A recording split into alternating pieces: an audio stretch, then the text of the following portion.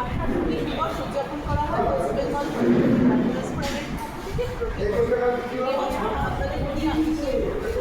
আসলে 19শে মে 1961 ভাষা আন্দোলন, যেটা বরাক উপত্যকায় 11 জন শহীদ হয়েছিলেন, এর সাথে আমি অঙ্গাঙ্গিভাবে জড়িত। আমার মাতুলালয় হচ্ছে ওই বরাক উপত্যকার হাইলাকান্দি।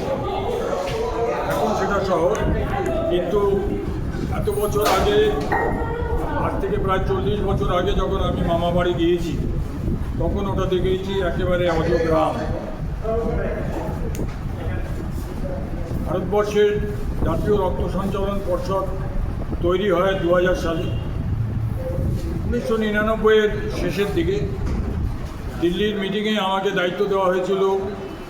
ডক্টর পি সলিল তখন ছিলেন জাতীয় রক্ত সঞ্চালন পর্ষদের অধিকর্তা। Mister Ghosh, the voluntary blood donation situation in north east is very poor. অর্থাৎ উত্তর পূর্ব ভারতের বৃহত্তর রাজ্য হচ্ছে আসাম।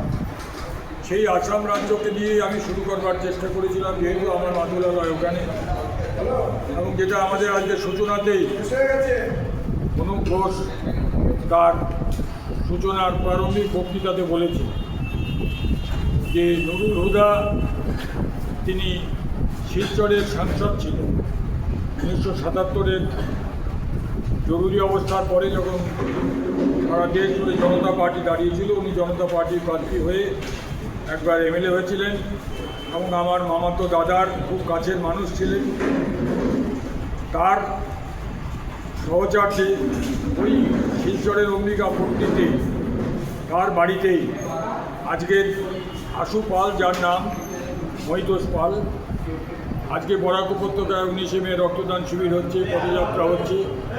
25 বছর ধরে ওরা আজকে 25 বছর রজত জয়ন্তী বর্ষ পালন করছে।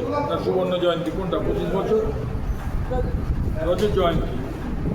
তো সেই সূত্রে গত 10-11 বছর ধরে আজকে যে কথিত আছে যে মা মনসাকে 4 শতকর পুজো দিয়েছিলেন বলে মা মনসা মর্তলোকে এখন পূজিত হচ্ছে, তেমনি পশ্চিমবঙ্গে আজকে 19শে মে পালিত হচ্ছে প্রায় প্রত্যেকটি জেলায় জেলায়।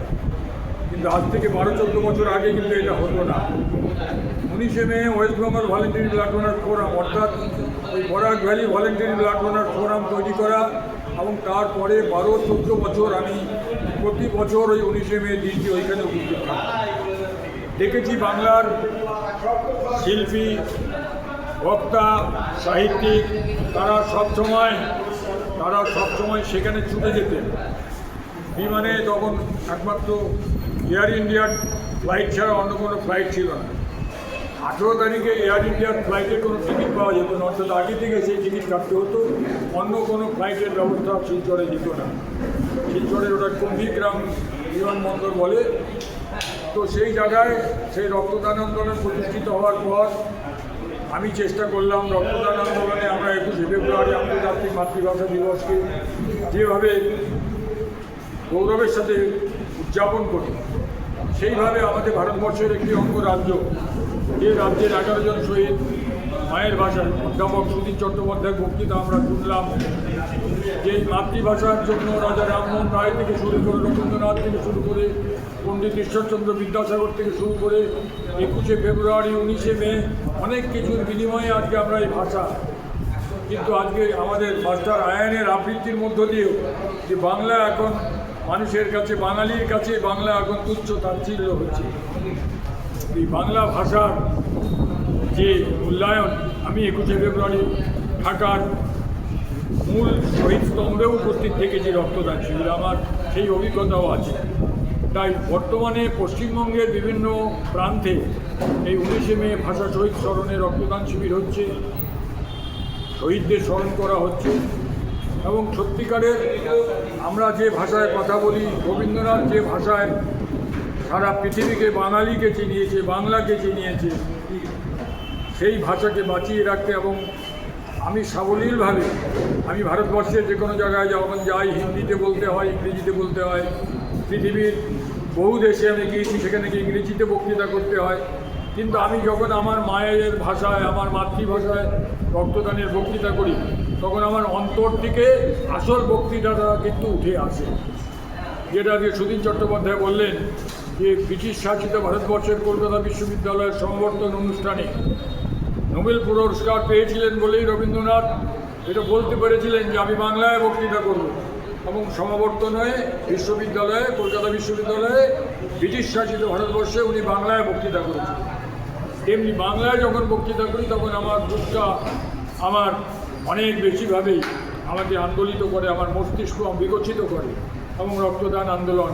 সুতরাং আজকের 19শে মে পশ্চিমবঙ্গের এই West Bengal volunteer blood donor ফোরামের মধ্য দিয়ে দুটো জিনিস, একটা হচ্ছে আজ থেকে 25 বছর আগে বরাক উপত্যকায় রক্তদান আন্দোলনের বিস্তার সূচনা, এবং পশ্চিমবঙ্গেও সমমর্যাদায় এই মাতৃভাষা দিবসকে পালন করতে হবে, এবং সেই 11 জন শহীদকে স্মরণ করতে হবে যারা এই মাতৃভাষায়, বাংলা ভাষায় কথা বলার জন্য, তার অধিকারের জন্য নিজেদের জীবন উৎসর্গ করেছে।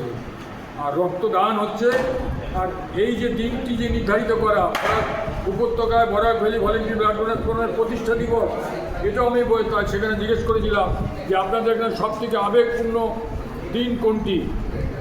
তারা বলেছিল 19শে মে।